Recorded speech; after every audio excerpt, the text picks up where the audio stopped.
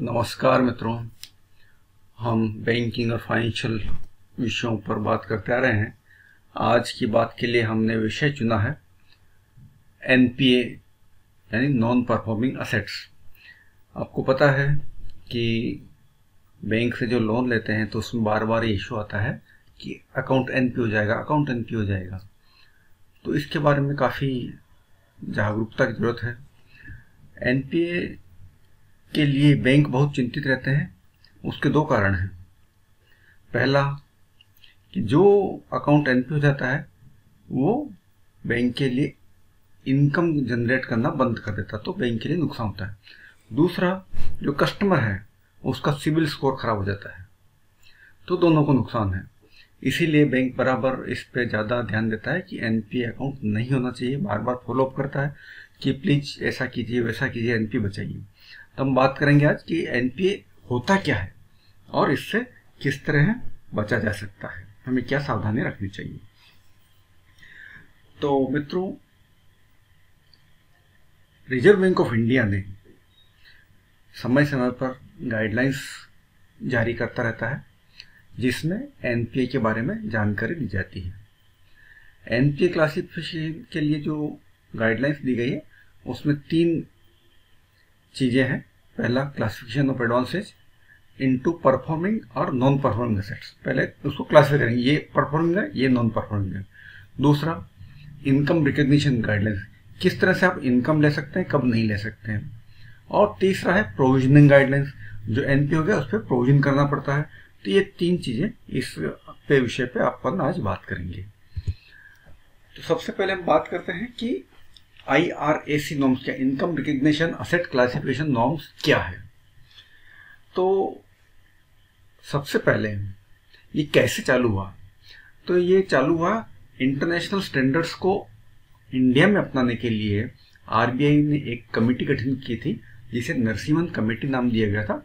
उन्होंने सारे जो गाइडलाइंस उनका स्टडी किया और इंडिया में उसको किस तरह इम्प्लीमेंट किया जा सकता है उस पर रिपोर्ट दी। उस रिपोर्ट को आरबीआई ने एक्सेप्ट किया और उसके आधार पर एनपीए क्लासिफिकेशन चालू किया। ये क्लासिफिकेशन 31/3/2005 से हमारे देश में लागू हुआ। एनपीए जो होता है वो रिकॉर्ड ऑफ रिकवरी के आधार पर एनपीए किया जाता है।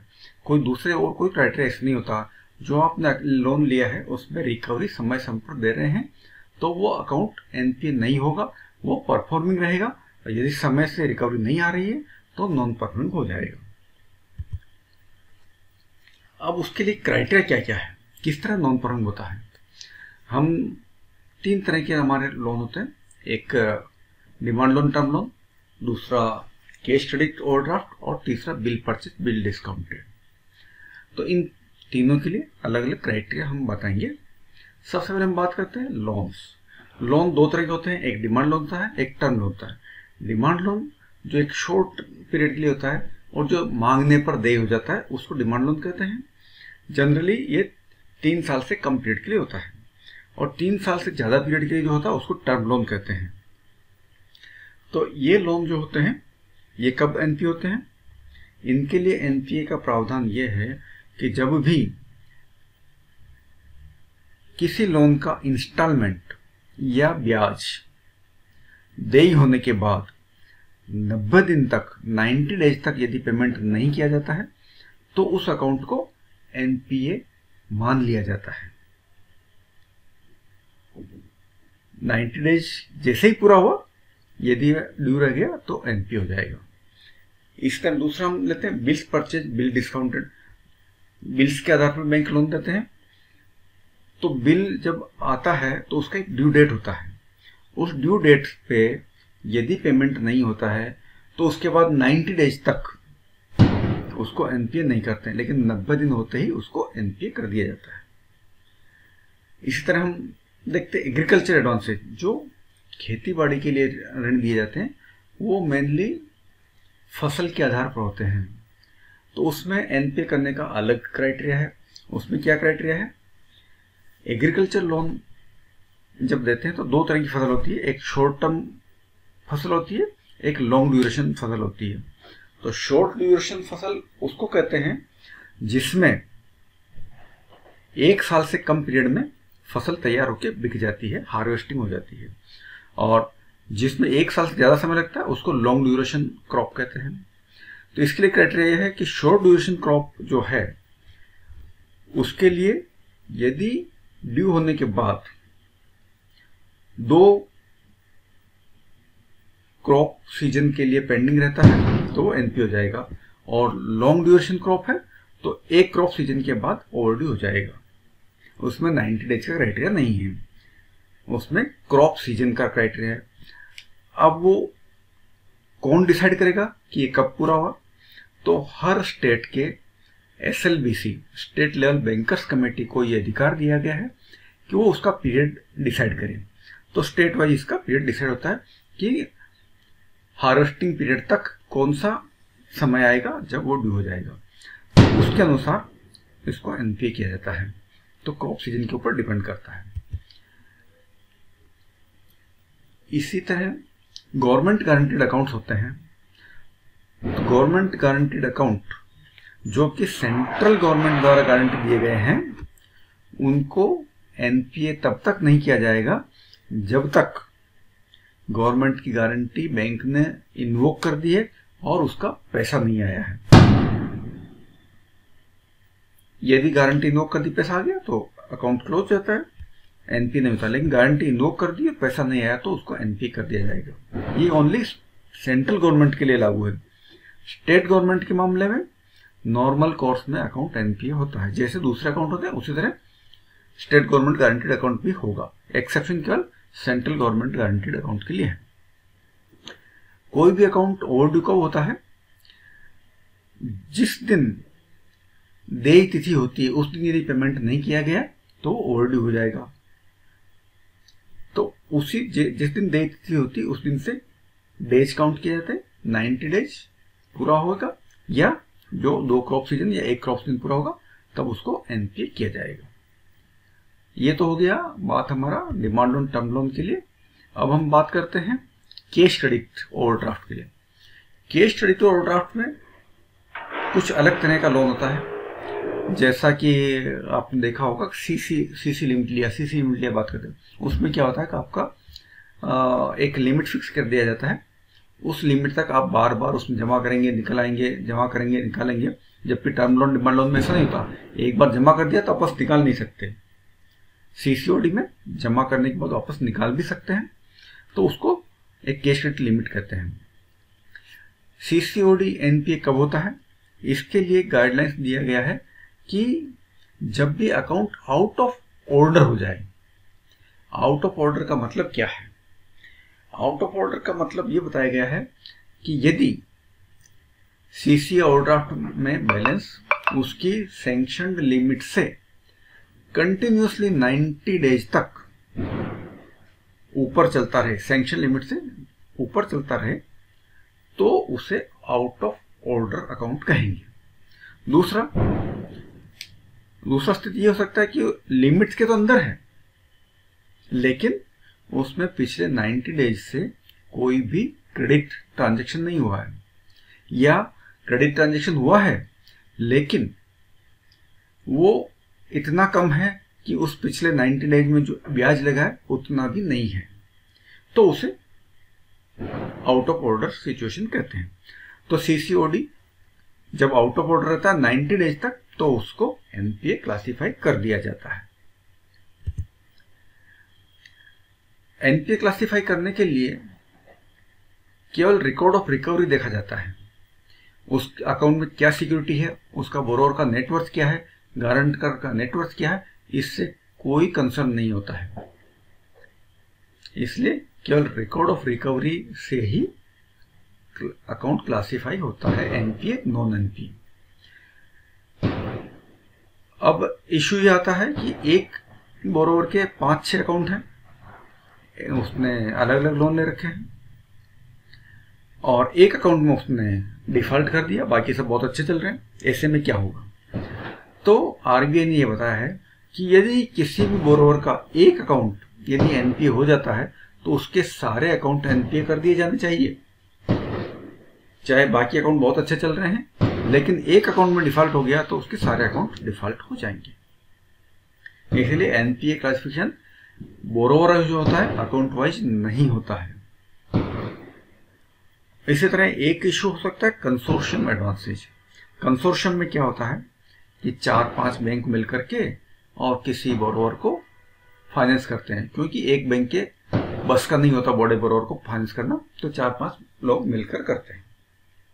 और उसमें बोरोवर का अकाउंट उन सभी बैंकों में होता है, वो कभी कहाँ जमा कराता है कभी कहाँ जमा कराता है और सबसे ट्रांजैक्शन करता है। ये हो सकता है कि किसी एक बैंक में उसने अच्छे ट्रांजैक्शन किए हो, किसी एक बैंक में नहीं किया हो। इसलिए कंसोर्शियम एडवांसेज के मामले में पर्टिकुलर बैंक का रिकवरी रिकॉर्ड देखा जाएगा। ऐसा नहीं कि एसबीआई ने अच्छा जमा कर दिया उसका स्टैंडर्ड है तो बैंक ऑफ बड़ौदा का स्टैंडर्ड रहेगा, पीएनबी का स्टैंडर्ड रहेगा, ऐसा नहीं।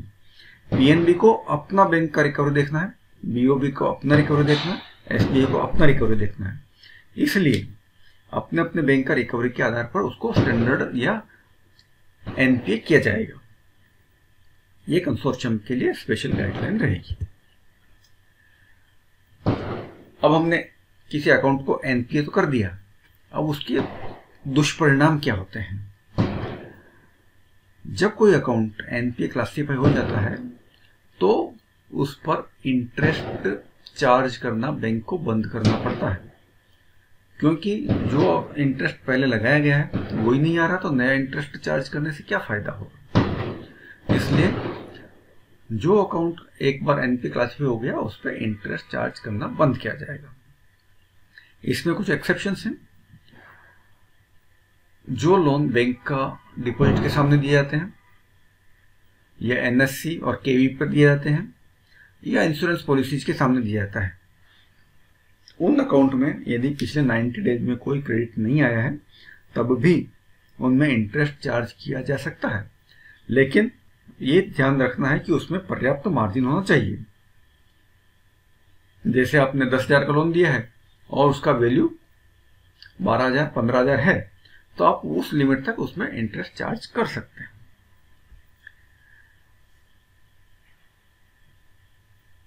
अब इशू आता है कि आपने किसी अकाउंट को एनपीए कर दिया, उस पर इंटरेस्ट चार्ज करना बंद कर दिया, लेकिन आपको यह देखना होगा कि अब तक जो इंटरेस्ट चार्ज किया गया है क्या वो रिकवर हो गया या नहीं हो गया। यदि वो इंटरेस्ट रिकवर नहीं हुआ है तो अनरिकवर्ड पोर्शन जितना भी है उसको रिवर्स करना पड़ेगा।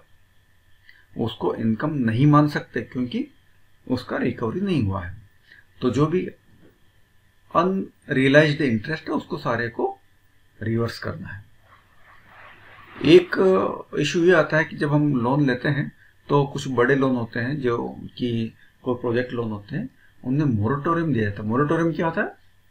एक रीपेमेंट हॉलीडे जिसको मोरेटोरियम कहते हैं, जिसका रीपेमेंट ड्यू नहीं माना जाता, क्योंकि बड़े जो फैक्ट्री वगैरह आप चालू करते हैं उसमें लोन दिया जाता है तो उसमें उसको बनने में ही 1 साल 2 साल लग जाते हैं, तो उस वक्त उसका इनकम जनरेट नहीं होता, इसलिए उसको मोरेटोरियम दिया जाता है।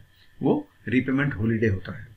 तो उस पीरियड में यदि हम इंटरेस्ट ड्यू होता है उसको मोरेटोरियम दिया गया है तो वो इंटरेस्ट प्रिंसिपल का पार्ट बन जाता है और अकाउंट स्टैंडर्ड ही कहलाता है, क्योंकि उसका ड्यू नहीं हुआ है। तो वो पोर्शन जब तक अकाउंट स्टैंडर्ड है तब तक इंटरेस्ट चार्ज किया जाता रहेगा, और जिस दिन वो अकाउंट एनपीए होगा उस दिन यदि मोरेटोरियम पीरियड का इंटरेस्ट अर्न नहीं हुआ है तो उसको रिवर्स नहीं किया जाएगा। मोरेटोरियम पीरियड के बाद का इंटरेस्ट है उसको ही रिवर्स किया जाएगा। तो ये 2-3 एक्सेप्शंस हैं।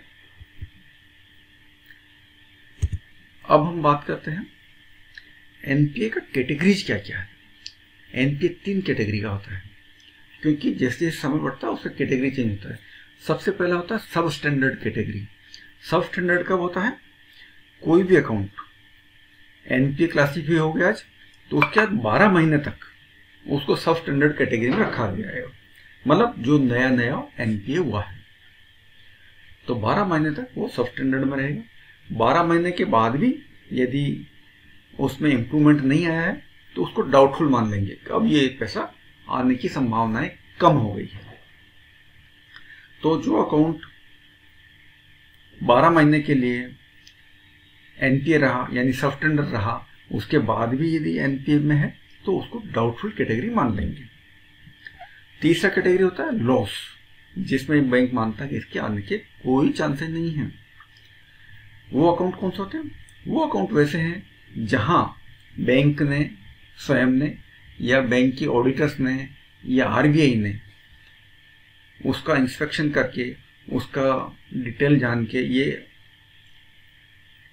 इस्टेब्लिश कर दिया है कि ये अकाउंट लॉस अकाउंट है और उस अकाउंट को राइट ऑफ कर दिया जाना चाहिए, लेकिन बैंक ने उसको राइट ऑफ नहीं किया है, तो उस अकाउंट को लॉस कैटेगरी में माना जाता है। तो ये 3 ब्रॉड कैटेगरी हो गई है जो कि एनपीए की कैटेगरी कहलाती है। इसमें एक इशू और आता है कि कब अकाउंट लॉस में चला जाएगा या डाउटफुल में चला जाएगा। जब उसके पास सिक्योरिटी है लेकिन उस सिक्योरिटी की वैल्यू में इतना ज़्यादा इरोजन हो गया है या उसकी वैल्यू इतनी कम हो गई है कि ये मान लो सिक्योरिटी है ही नहीं है या सिक्योरिटी का वैल्यू बहुत कम हो गया है, तो ऐसी स्थिति में वो अकाउंट 12 महीने तक सबस्टैंडर्ड में नहीं रहेगा, वो सीधा डाउटफुल या लॉस कैटेगरी में चला जाएगा। अब erosion of value, significant erosion value कब कहेंगे? जब किसी सिक्योरिटी की वैल्यू जो पिछली बार जब हमने एसेस किया था उस समय की वैल्यू की तुलना में आज की वैल्यू 50% से कम हो गई। पिछली बार जब हमने एसेस किया था तो 100 रुपए थी, आज 49 रुपीज रह गई है, तो उसको सिग्निफिकेंट इरोजन ऑफ वैल्यू कहेंगे। ऐसी स्थिति में वह अकाउंट सीधे डाउटफुल कैटेगरी में क्लासिफाई किया जाएगा। दूसरा इश्यू हो सकता है सिक्योरिटी वैल्यू 10% से कम हो गई है, बोरोर का आउटस्टैंडिंग है उससे 10% से भी कम रह गई उसका वैल्यू, तो उसमें मानेंगे कि सिक्योरिटी वैल्यू है ही नहीं, इसमें कोई सिक्योरिटी नहीं है। 10% को नेग्लिजिबल मान के अनसिक्योर्ड मान लेते हैं और उसको सीधा लॉस कैटेगरी में क्लासिफाई कर सकते हैं। उसको सबस्टैंडर्ड डाउटफुल में नहीं जाना है, सीधा लॉस कैटेगरी में जाएगा। अब एक बार हमने एनपीए कर दिया, उसका कैटेगरी डिसाइड कर दिया, तो जब भी एनपीए हो जाता है तो बैंक का उस पर इनकम जनरेशन बंद होता है, लेकिन दूसरा स्थिति है कि ये पता नहीं ये पैसा आएगा या नहीं आएगा, तो उसके लिए बैंक को प्रोविजन करना पड़ता है क्योंकि उसको राइट ऑफ करना है। तो सबस्टैंडर्ड कैटेगरी जो कि सबसे प्रथम कैटेगरी है, नया नया एनपीए हुआ है, तो उसके इम्प्रूव होने के पूरे चांसेस हैं। इसलिए आरबीआई ने गाइडलाइंस दिया है कि सबस्टैंडर्ड जब अकाउंट होता है तो उसके लिए 15% उसका प्रोविजन करना है। यदि 100 रुपये आपका आउटस्टैंडिंग है तो उसमें 15 रुपये प्रोविजन कर देना है, क्योंकि ये मानते हैं कि इसमें इम्प्रूवमेंट हो जाएगा। लेकिन जो अनसिक्योर्ड पोर्शन है उसके लिए 10% अलग से करना है, यानी 15 और 10 25% प्रोविजन अनसिक्योर्ड पोर्शन के लिए करना है। अनसिक्योर्ड कैसे उसको पता लगाएंगे, तो उसके लिए भी आरबीआई ने गाइडलाइंस दिया है। अनसिक्योर्ड पोजीशन को इस तरह डिफाइन किया गया है कि ऐसा एक्सपोजर या ऐसा आउटस्टैंडिंग जहां रियलाइजेबल वैल्यू ऑफ सिक्योरिटी जो कि बैंक ने और आरबीआई ने असेस किया है वो उसके आउटस्टैंडिंग से 10% से कम था जब लोन दिया गया था। जिस दिन लोन दिया गया था उस दिन जो आपने सिक्योरिटी लिया वो लोन सैंक्शन जो किया उसके 10% से कम था, तो उसको अनसिक्योर्ड मानेंगे। तो अनसिक्योर्ड पोर्शन जब सबस्टैंडर्ड होता है तो उसका 25% प्रोविजन किया जाता है। नेक्स्ट कैटेगरी आती है हमारा डाउटफुल कैटेगरी। डाउटफुल कैटेगरी जो कि सबस्टैंडर्ड के बाद आया। डाउटफुल कैटेगरी में जो एडवांस है उसके 2 पोर्शन किए जाएंगे। एक सिक्योर्ड बाय टेंजिबल असेट्स, जैसे स्टॉक से सिक्योर्ड है, अचल संपत्ति से सिक्योर्ड है, तो ये सिक्योर्ड बाय टेंजिबल असेट कहलाता है। तो जो पोर्शन सिक्योर्ड है उसके लिए अलग प्रोविजन होगा, जो अनसिक्योर्ड पोर्शन है उसके लिए अलग होता है। जैसे आपने 10,000 का लोन लिया है, उसमें 5,000 रुपए की आपने सिक्योरिटी रखी है और 5,000 रुपया बिना सिक्योरिटी है, तो 5,000 रुपये बिना सिक्योरिटी, उस पर तो पूरा 100% प्रोविजन कर देना है। बाकी जो 10,000 आपके पास सिक्योरिटी अवेलेबल है उसके लिए अलग प्रोविजन होगा। यदि डाउटफुल कैटेगरी में 1 साल से है वो, तो वो सिक्योर्ड पोर्शन का 25% आपको प्रोविजन करना है। जैसे 10,000 की अपन ने बात किया, 5,000 अनसिक्योर्ड, 5,000 सिक्योर्ड, तो 5,000 का पूरा प्रोविजन और 5,000 का 25% यानी 1250, तो 6,500 प्रोविजन होगा। अब ये डाउटफुल कैटेगरी में 1 साल से ज्यादा रहा और 3 साल तक रहा, तो उस स्थिति में 40% प्रोविजन करना पड़ेगा, यानी 5,000 का 40%, 2,000 रुपये, तो 5 और 2 7,000 रुपये करना पड़ेगा। तीसरा कंडीशन आता है 3 साल के बाद भी वो डाउटफुल कैटेगरी में है, ऐसी स्थिति में उसको 100% प्रोविजन करना है, जितना उसका आउटस्टैंडिंग है पूरा प्रोविजन करना है।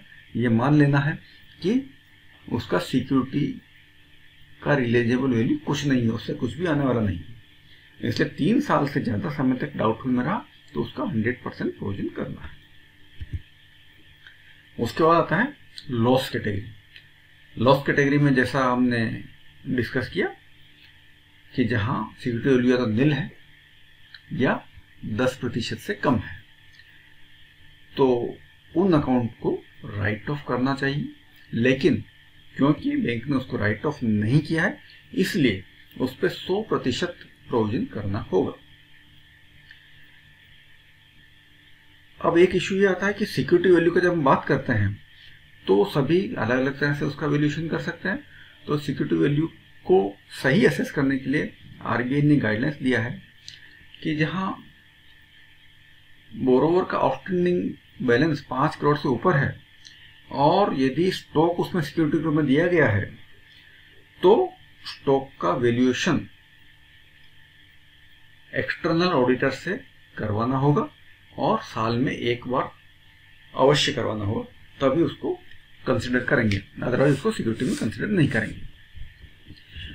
इसी तरह यदि इमूवेबल प्रॉपर्टी कुछ सिक्योरिटी में दिया गया है तो उसका अप्रूव्ड वैल्यूअर से हर 3 साल में 1 बार वैल्यूएशन किया जाएगा और जो वैल्यूएशन वो देगा उसी को सिक्योरिटी वैल्यू माना जाएगा। इसलिए स्टॉक और इमूवेबल वैल्यू का प्रॉपर्टी का वैल्यू अकॉर्डिंगली कंसिडर किया जाएगा। अब इश्यू आता है कि यदि एक बार एनपीए हो गया तो क्या वो एनपीए ही रहेगा? नहीं, एक बार अकाउंट कोई एनपीए हो गया तो उसको पूरा अवसर है कि वो उसको स्टैंडर्ड में वापस क्लासिफाई करे। स्टैंडर्ड में करने के लिए क्या करना है, जो भी जिस दिन आप पैसा जमा करा रहे हैं उस दिन तक का ओवरड्यू इंटरेस्ट और ओवरड्यू प्रिंसिपल जो भी ड्यू हो गया पूरा जमा करा दीजिएगा। आपके अकाउंट को अपग्रेड करके स्टैंडर्ड कैटेगरी में क्लासिफाई कर दिया जाएगा।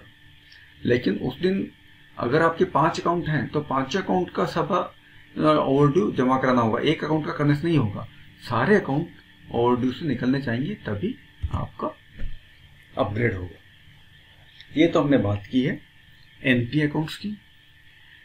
अब जो अकाउंट एनपीए नहीं है वो कहलाते हैं स्टैंडर्ड अकाउंट।